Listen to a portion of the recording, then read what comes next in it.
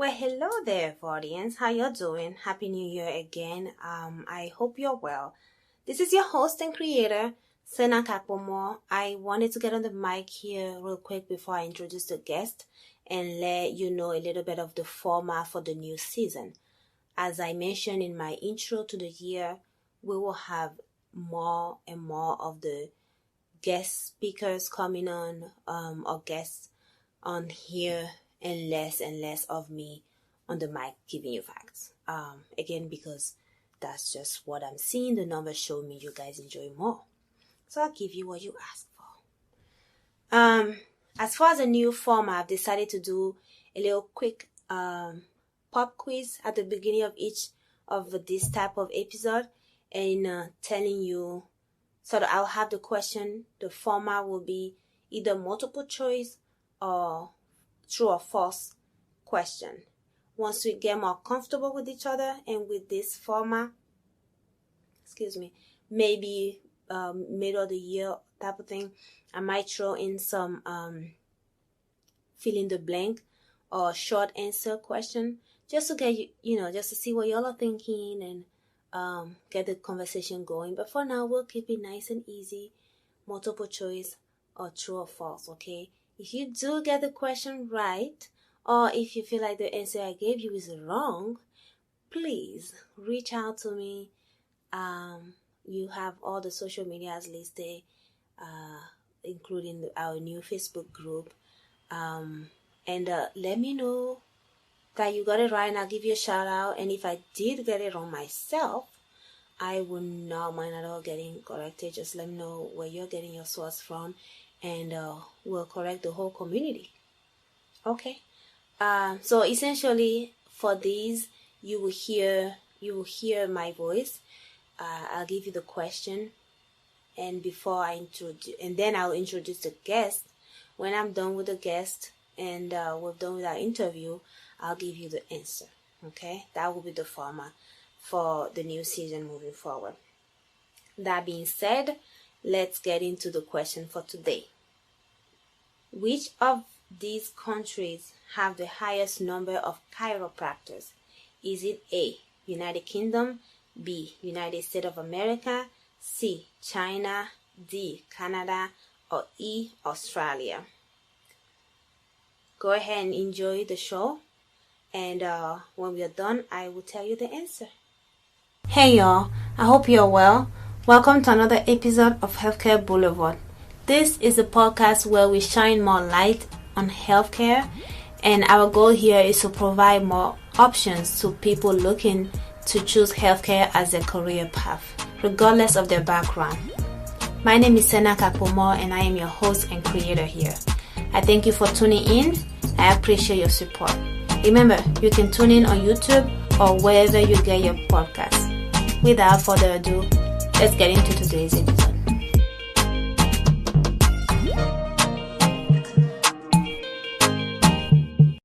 And today I'm here and I'm opening the year with an interview. I'm here with Dr.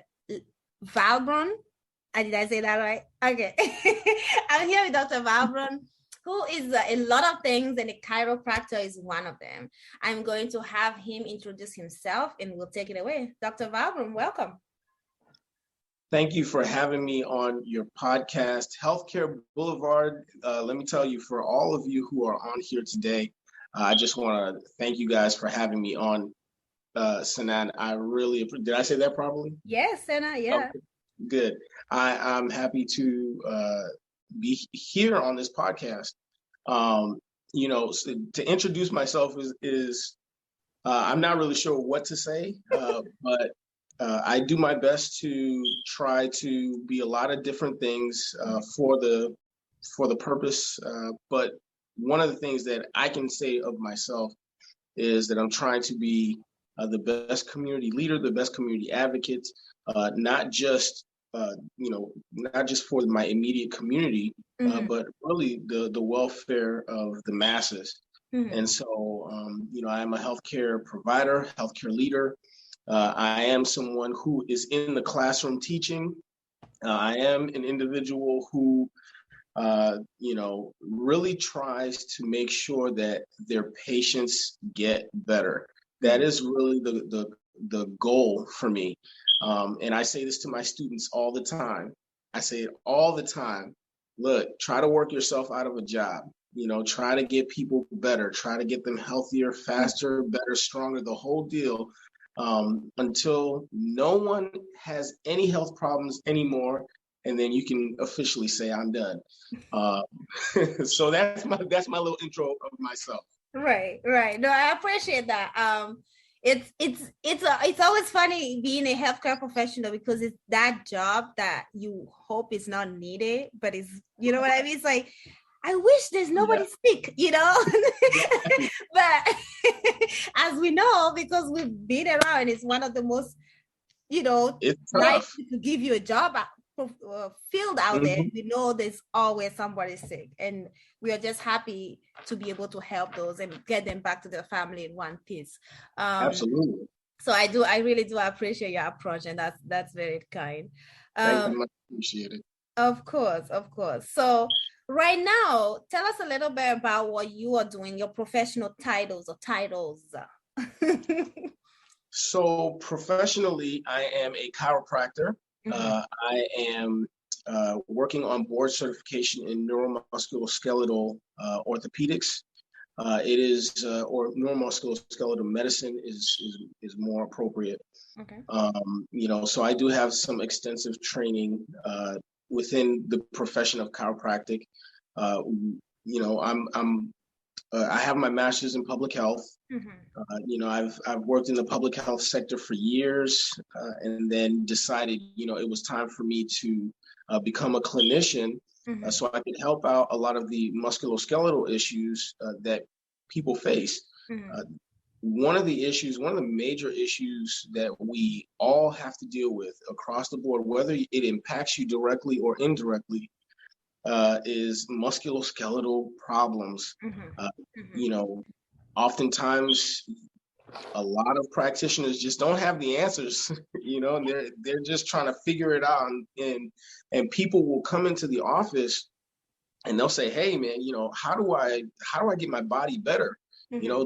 I have so much pain, I have these issues and that issue and this, that, and the other.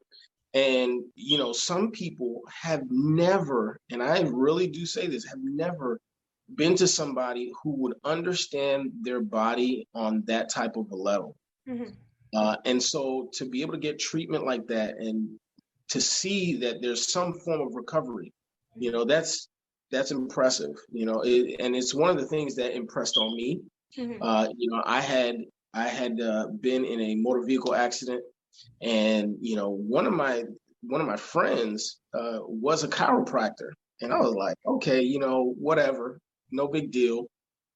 So I ended up going to see him, and he solidified my idea of being holistic, in holistic healthcare, but at the same time, the body has the opportunity to really make an impact on itself and to heal itself and to do those kinds of things. And so it's been a powerful experience for me in seeing how patients respond to the type of treatment that I give.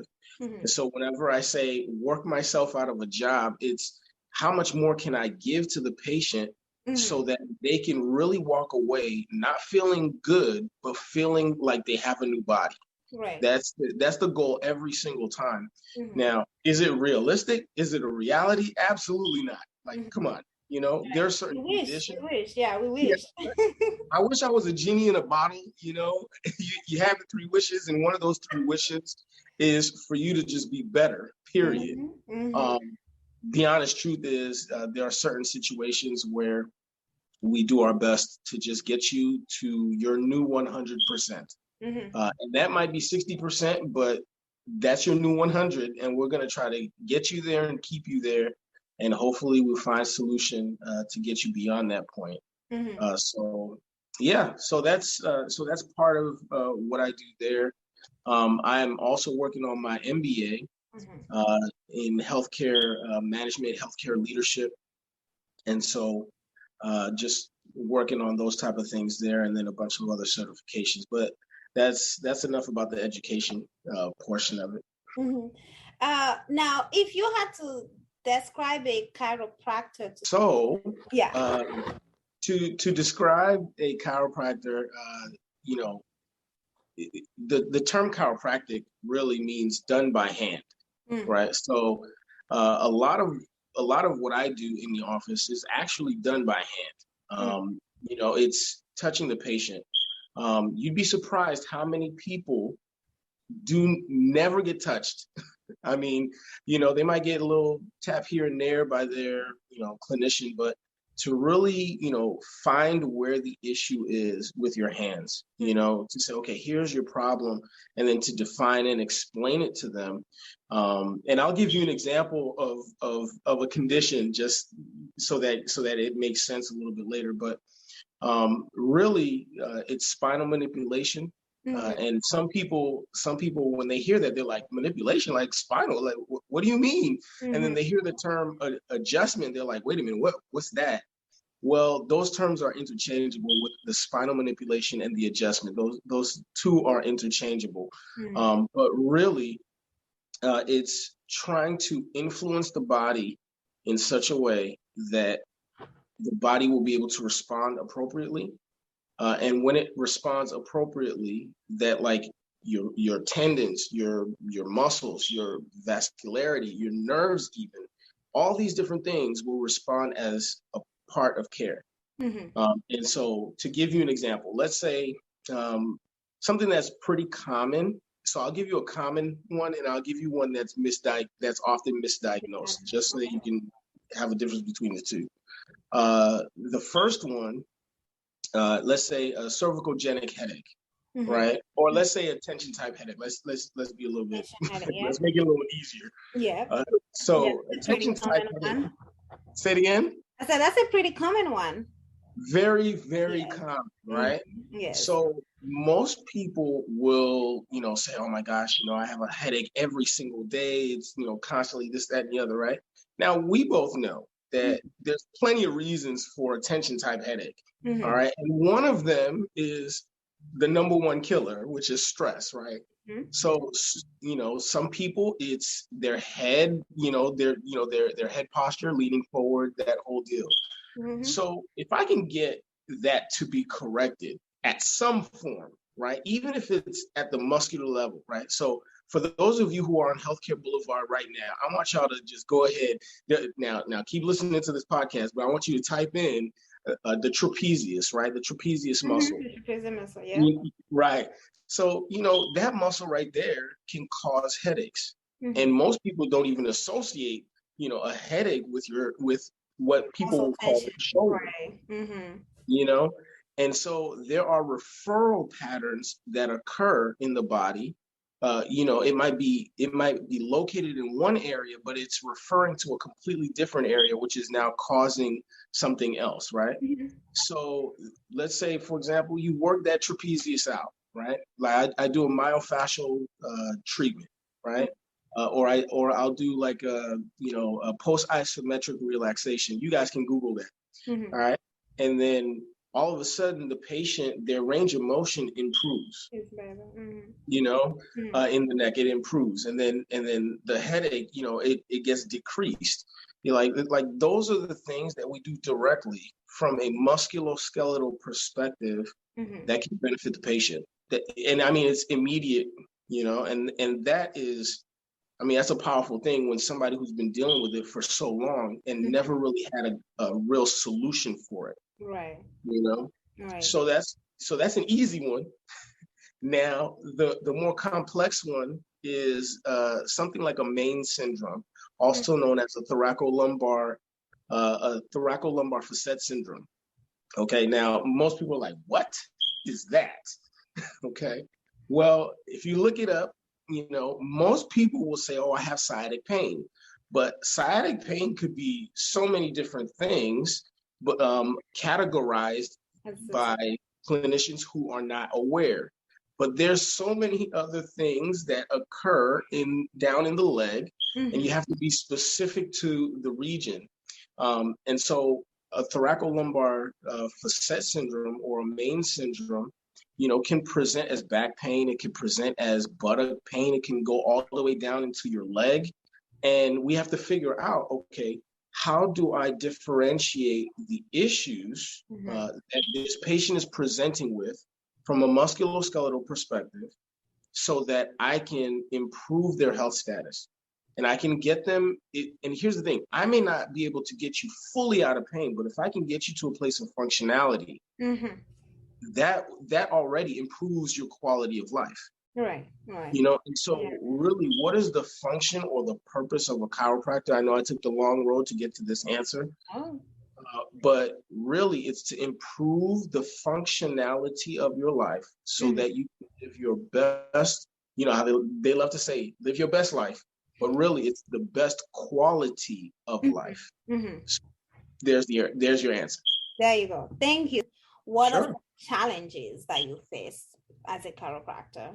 Oh man, the number one challenge, believe it or not, is patient compliance. Now, I know you know everything about that. Patient compliance is like, come on, man. I gave you some exercises, okay? Did you do them? Yeah. The other thing too, and you'd be surprised. I should open up my, I guess I would call it the Church of Water.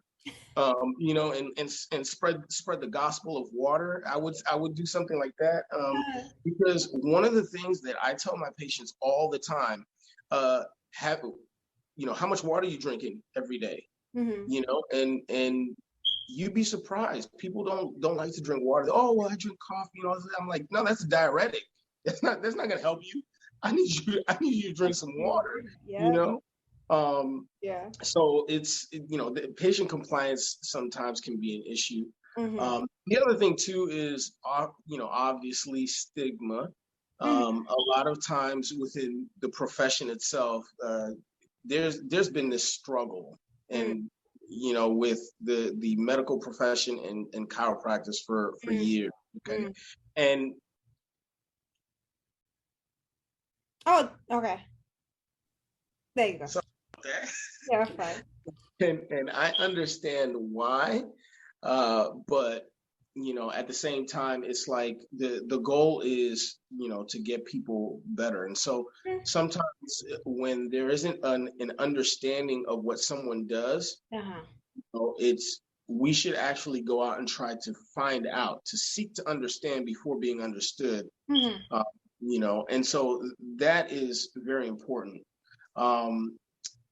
Probably beyond that, to be honest with you, I really, I really can't say too much. Maybe, sometimes, you get a little tired, you get a little sore. It's a physical job. Right.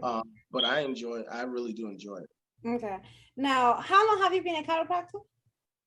So I've been at this for about 5 years now. 5 years. And what would you say are some, if you can compare and contrast chiropractor with PT? So, and I'm glad you bring that up, because oftentimes, people will say, well, what's the difference between my PT and my chiropractor? Right. Okay. So there are some differences. Now, so I'm going to name a few professions that kind of overlap. Yes, okay. Please do. So you have your OTs, your occupational therapists. Okay. Now, believe it or not, they also overlap with the physical therapist, and they overlap with the chiropractors as well. OTs are specialized, for a specific area. Okay. Like if you've had an accident and all of a sudden, like you got to rebuild everything, that's your OT. Okay. Your PT is going to give you exercises. They're going to try to get you to function, beyond the problem, try to see if you get better with therapy. So they give you ice, heat, a bunch of different exercises, those kinds of things. So it is part of rehabilitation. Okay. So PT's there. And of course there's other things that they do as well. Okay. So under that overarching umbrella as well are the chiropractors. Right. And so, of course I fit in that category. And one of the things that we are focused on, spinal care, right? Not just the spine. Everybody thinks that, oh, it's just the spine. That's where you got, no, that's our wheelhouse. Okay. That's where we do the majority of our work. Okay. We want to make sure that your spine is feeling fine. Okay. However, we also work other joints, other muscles.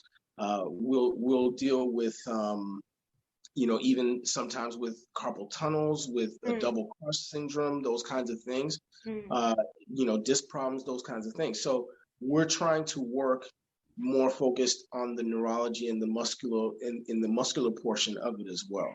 All right. So now what makes it difficult is that each of these professions, do have some overlap. Okay. But we do have our clear lanes that we do operate in. And sometimes, believe it or not, when a clinician says, hey, I'm sending over a patient to you, they need to come see you, this, that, and the other. And, after evaluating the patient, there are times when I'm like, nah, you need to go see a physical therapist. Like, they're going to be better suited to take care of your problem, right? And then there are other issues where it's like, okay, you got to come see me because I'm going to try to get that joint to really move. I'm going to get in there and, and work that thing out. Can you give us like a short synopsis of what is needed to call yourself a chiropractor? Like, what are the steps you had to take? Okay, so I'm going to give you the general. So 4 years of undergrad. Now, of course, it benefits you to do something in health sciences, or at least in the sciences. So your biology, chemistry, physics, biochemistry, within that realm. Right. But you don't have to go that route, right? But you do have to take your basic sciences. Usually, if I'm not mistaken, your basic 4. Just like medical school, you got to take your biology, courses. You got to take your gen chem, your org chemistry, and I believe it's physics, and in some physics, and then in some cases biochemistry. Okay. So I had the opportunity to be a bio major, and I have a bunch of minors just because I don't know. I guess I was all over the place. I have a minor in chemistry, religion, and psychology. So, and believe it or not, all of those together have actually helped me to be able to relate to people a lot better, and that's really what it was about. And then those 4 years, and then you can go directly to chiropractic school if you get in. You're going to spend about 4 years. Some schools are in the quarter system rather than the semester system. Most schools are in the quarter system, so it'll be about 3.5, maybe closer to 4 years. Okay. And then you have the option to go into residency. So that's exactly what I've been in, and I've had the opportunity to teach during the residency. So I was teaching orthopedics and orthopedic neurology, and then you take courses, you take all these. I mean, you take a lot of courses dealing with neuromusculoskeletal, because you have to be the expert in that area. So I've had the opportunity to do that. But from my journey, what I did was I did 4 years of undergrad. Actually, I did 5 years. For those of you who are out there, all those minors, right? I was enjoying college. Okay, you had too much fun. That's the problem. you know what's funny? I was ready to graduate my 4th year. I was getting ready to graduate, and literally I said to myself, you know what, man, I'm not ready. I'm not ready to leave college just yet. Who does that? First of all, but I did it by choice. I stayed by choice. That was crazy, but it is crazy. But you know what though? That 1 year made a huge difference just in my mindset, because I was like, okay, I'm preparing myself for the next thing.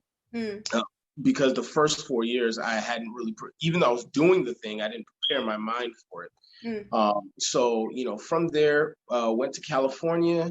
Loma Linda University is the university there. Mm-hmm. Yep. And I got my master's in public health, had an opportunity to work for the public health system there. Mm-hmm. And, I really enjoyed that because, believe it or not, I was a health educator, health promotion and education was my main focus. Started working on a doctorate there to get my DRPH in public health. Then I realized, you know what? No, I really want to do clinical care, but in a holistic manner. And so applied to chiropractic school, and that's all she wrote. So now I'm just working on the certs and all these other things, and then of course my MBA, and after that we'll see how it goes. Knowing you probably come up with something else. Okay. It's funny because the last person I interviewed was one of my close friends, and he's Cameroonian. And one of our inside joke is that not likely we'll just end up somehow always being in school because we always come up with something. Oh my goodness, man. I tell you this, I don't want to be a career student. Okay. I really don't. But the thing is, I think that, for myself, I'm a lifelong learner. Mm-hmm. If you look at my bookshelf, this year, I slowed down this year, actually, on my reading.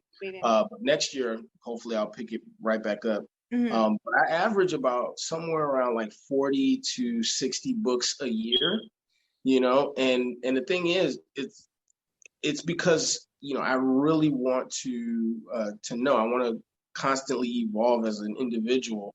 Mm-hmm. And then whatever wisdom I have, if I can put two and two together, then I can impart that wisdom on someone else. And hey, man, you never know. Good conversation is always good when you read a book. This is true. Okay, so did you end up going to a residency after you finished your chiropractor, and how long was that? So I was fortunate. It was a new residency. It had been in play for maybe about 3 years. It was developed by one of the professors at the university here in Connecticut. And so, I applied for it, and I was fortunate to get in, and from there, it's been a learning experience. Mm. But the greatest experience for me in that residency was being in a community healthcare center, being in that atmosphere in an integrative health center that is federally qualified, and that's big time for me. The reason for that is I get to impact people who never would have seen a chiropractor otherwise. Most people will see chiropractors, when they have a car accident, they're like, oh my gosh, I get this thing, but not understanding that it actually benefits them in so many other areas of their life. Mm-hmm. So, so that has been the one of the greatest things. And then also teaching as well, that those two things have been excellent for me. So in your setting right now where you're working, you say it's a community clinic. Is there a different, is that like a setting, or is there a title difference between those who are in working in a setting where it's just chiropractors, or you in a community health? So really it's a difference in setting. Okay. That's one thing, but then you also have to either have the certification in neuromusculoskeletal orthopedics, or you have to be working toward it. So it's the extra certifications, the 300-400 hours or 500 hours in some cases, to get that certification so that you are able to, be recognized as being multifaceted in orthopedics, especially when it comes to neuromusculoskeletal issues. Okay. So that's the only difference. Okay. But beyond that, it's Dr. Valbrun. That's it. Okay. So when you are working with different healthcare providers and so forth, Mhm. is it usually in a setting where, the patient comes in, have their problem or what have you, and they're like, okay, I'm gonna go ahead and refer you to a chiropractor, or is that usually what the setting is, or are you seeing patients who are referred to you by other providers outside of the clinic? How is that setting like? So because it is a community healthcare center, Mm-hmm. uh, you know, often these patients are seeing their primary care first, Mm-hmm. right? And so when they're going through, then they'll get, okay, you need to go see the podiatrist, or you need to go see, a dentist for whatever, for your TMJ issue, because we Mm-hmm. deal with TMJ issues too. So like, you go there, and so. It really just depends Mm-hmm. uh, on the situation. I'll tell you this, I've had cases where, somebody is coming in with head pain and nobody could figure it out, Mm-hmm. And so it's like, okay, this person's coming with head pain, but it's not internal head pain. So it's not like, a headache or something like that, or a cerebral vascular experience. It's nothing like that. Mm-hmm. So it's like, okay, I have to figure out where exactly the issue is. And you'd be surprised in some cases, you find the issue and it's like, okay, you treat it, and just a few treatments, they're okay. Mm-hmm. Um, so it really just depends on the situation. Okay. Uh, but for the most part, I can't make this up. If they can't figure things out, if people can't figure things out, they send them my way, and I do my best To to solve that figure it problem. out. Okay. Okay. So what is a typical shift like for you? Okay. Typical shift. It depends. I could see, so some chiropractors could see, 40 patients in a day. On average, I'm seeing patients probably around like between 22 to like 30 patients in a day. Okay. And, the days, well, not during COVID. Like during COVID is a little different. COVID hours are different, but normally I'm there 8 to 6, Mm-hmm. and I'm going. And if I have a student with me, I'm teaching while I'm treating, Right. you know, and so it's nonstop. I can tell you that patients, they show up for their visit. They Yeah. play those games. Yeah. Mhm. And especially when you're dealing with pain, right? Pain is one of those, it's when it's there, it's hard for you to not see the providers that you're told will help you. So Mhm. and that's another reason why a lot of times a lot of diseases that are present with pain can easily have hard to follow up patients. But if there is pain, they will show up like, Oh, help me yes. out. That Hmm. makes sense. Nobody likes pain. Nobody. Nobody. Nobody. you know. um exactly. So I totally get that. Mhm. How is work-life balance? Yeah, that is always going to be the struggle. Yeah. For those individuals who are entrepreneurs, and what I mean by that is you own your own practice or you have your own practice. Okay, you're in private practice. Everything rises and falls on you. It's a completely different animal than when when you're working in a center like how I'm working, and I don't have to worry about the overhead and all that other stuff. I Right. don't have to worry about that. Okay, but even then,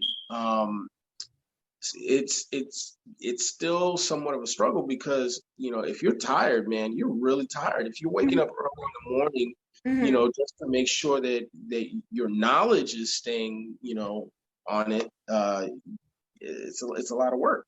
Yeah. And even making sure that you're on top of notes Mhm. and other things.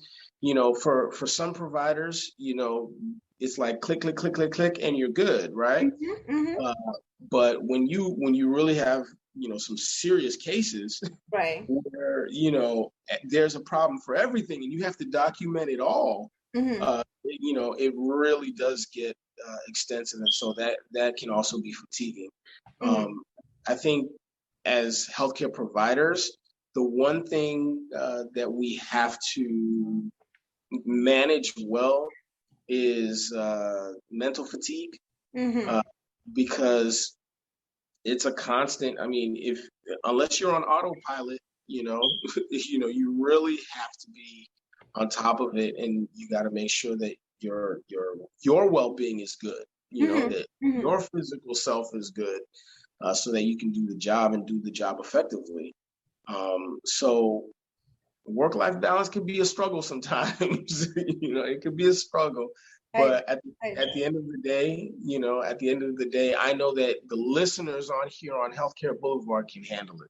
I know they can. there you go. There you go. He's bringing it back to you. What is the growth opportunity for a chiropractor?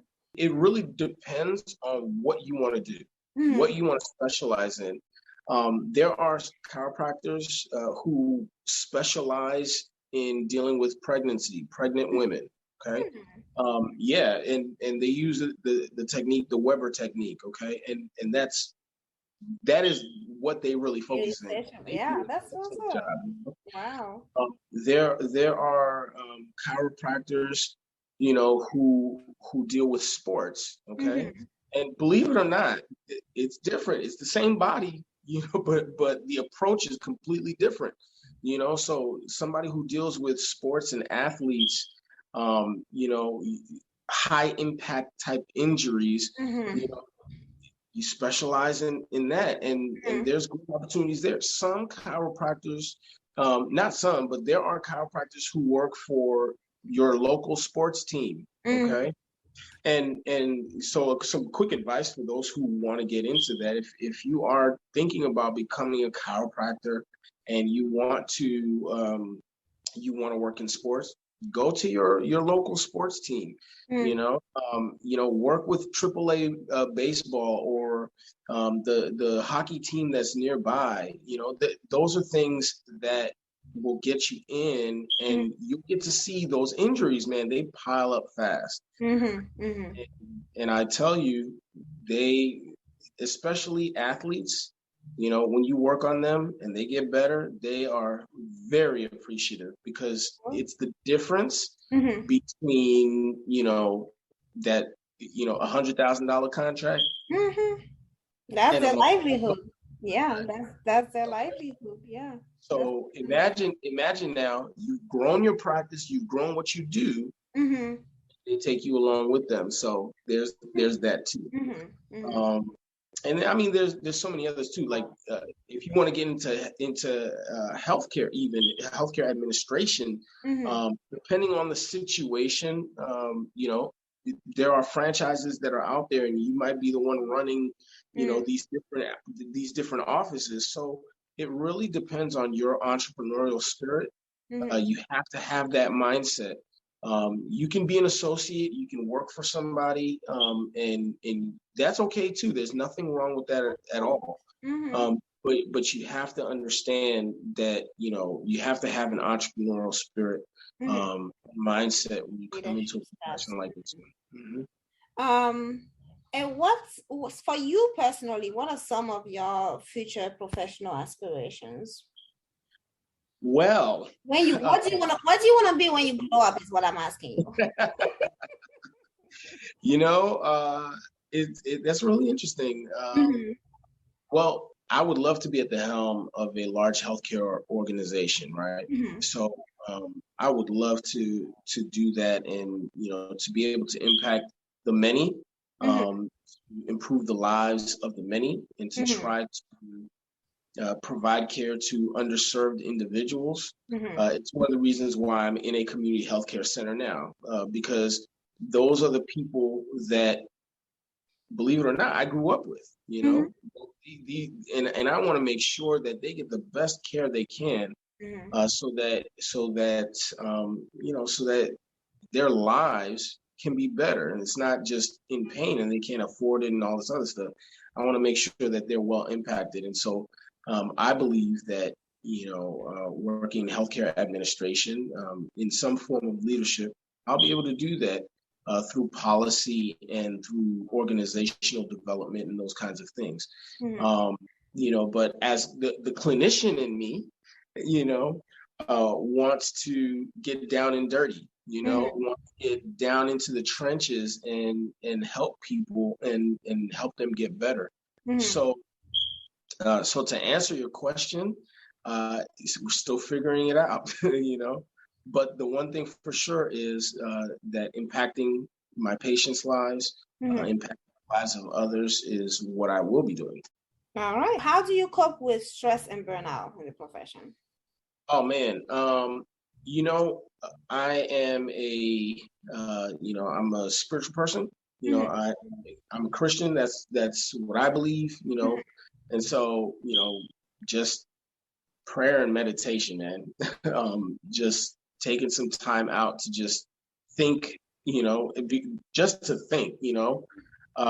Working out. And of course, my wife, just spending time with her and just talking and just being together, being with each other. So those are all things. And I'll tell you this, going to the beach will do a lot for you. I second that. Even if it's freezing cold outside, just going for a nice, brisk walk at the beach, no leaves on the trees, or whether there's leaves on the trees, just go, that really just sets the tone for a lot of things. So those are some ways I'm able to cope. Okay. And what do you do for fun? Oh man, I have a lot of hobbies, which is good and bad. I'm a musician as well. I grew up as a musician since about the age of 7. So sometimes it's just practicing, just to get my mind clear. Is it vocal, or do you play any instruments? So I sing if you need it. I play the saxophone, but most of the time I'm playing bass, my bass guitar. Okay. So I do that, and I'll get called for gigs and stuff like that. So sometimes I'll go out and play. Obviously not with COVID, but we'll do that. And I do like going on hikes. Believe it or not, I'll go out and do 5 miles without breaking a sweat. Like, I have no problem doing that at all. Maybe now that I'm getting, the COVID weight is hitting different. He'll get you. But yeah, I can't really complain too much. There's others, but reading, of course. And then, right. Okay. And last but not least, what are some words of advice you may have for anybody who wants to be a chiropractor? Well, definitely go to your chiropractic office. Find somebody in your area. I would go to maybe 2 or 3 different offices in your area if you know some people, and introduce yourself and say, hey, can I shadow? Can I shadow for the next month? Dedicate some time so you can actually see what's going on. Because at least then, you'll kind of say, okay, well, I kind of see what it is they're doing. The one thing you don't want to do is go into a situation and not fully understand, not fully know or have an idea of what the profession is or isn't. And then ask these people as many questions as you can, because it is going to impact you. It may not be the same experience, but at least you're able to share and figure things out. And that would make a difference. The other thing that I would say is, if you really want to do well in the profession, make sure that you understand your anatomy well. I'll just say that, because I'll just leave it there. That's fair. That's fair. You're like me and you have a hard time with anatomy. What he's saying is, don't do it. That's not at all what I'm saying. No, that's funny. No, I'll tell you this. You know what? I'll tell you this. You know what? Anatomy is not as hard as you think. It's not as hard as you think. It just depends on who's teaching and how they're teaching it to you. Fair. You know? That's and then fair. of course, I mean, you gotta do the work, right? Yes, and I think some professions is just really, because for me, anatomy, I utilize anatomy in my work, but not as much as you would, right? Because I'm looking at everything across the board, from neuro to GU to GI to everything. Whereas you, MSK, is your willpower. So you're using that every day. So for me, when I learn it, and then I learn anatomy, MSK, and then you move me from MSK to cardio to POM and everything, and then you bring it back to MSK, and I'm like, what muscle was that again? Right. What does this thing do? You know? Oh man, you'd be surprised. Even some of my students, when I come in there and I ask them a question, and you see the glaze on their face. I'm like, oh no, don't do that. Don't do that. You know? I'm like, answer the question. None of my watch. Oh no. Oh, not at all. Not at all. Oh my goodness. But no, I really do appreciate it. That is all the questions I have for you today.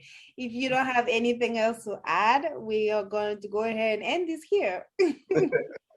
No problem. You know, the one thing I will add is thank you. Thank you for allowing me to be on your podcast, and hopefully this will impact somebody's life. I know being here on Healthcare Boulevard, that you are making a difference in somebody's life, and that is a powerful thing. Thank you. And thank you for helping me do that. I appreciate you taking the time, and you actually were very kind and easy to get in touch with and plan this with. I really appreciate that. You know, go ahead and have some fun. I'm sure you have some book to read, as you do. Not tonight. I'll think about what the next degree is you're going to obtain. Oh, no. All right, Dr. Valbrun, thank you so much, and have a beautiful evening. You too. Have a good night. Bye. All right, I'm back, and the answer to today's question is, wait for it, drum rolls, it's B, United States of America. With 75,000 chiropractors in the U.S., the United States is the country with the highest number of chiropractors. The runner-up is Canada, and third place is United Kingdom, and fourth place is Australia. Those four countries hold the most number of chiropractors in the world. They are also the countries who first established chiropractor education programs. So it sort of makes sense. But yeah, thank you again. And again, share, listen to, you're listening on it, whatever podcast. Yeah, no, we're not going to do that. Cheers.